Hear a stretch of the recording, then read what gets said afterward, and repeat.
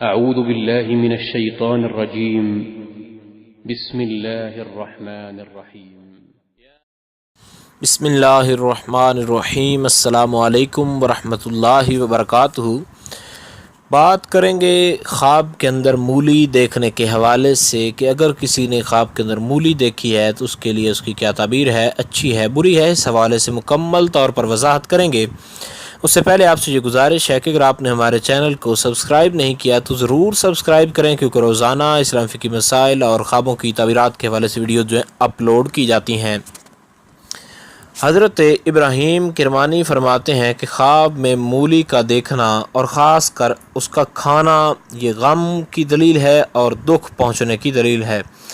اور اگر کوئی خواب میں دیکھے کہ مولی کھائی ہے تو دلیل ہے کہ جس قدر کھائی ہے اسی قدر دکھ اٹھائے گا. اور اگر خواب میں دیکھے کہ اس نے کسی کو مولی دی ہے یا کسی نے اس کو مولی جو ہے وہ دی ہے تو دلیل ہے کہ اس کے دل کو غم اور دکھ پہنچے گا، اور جس کو دی ہے اس کی طرف سے اگر اس سے لے تب بھی اور اس کو دے تب بھی دونوں صورتوں میں اس کو غم پہنچے گا.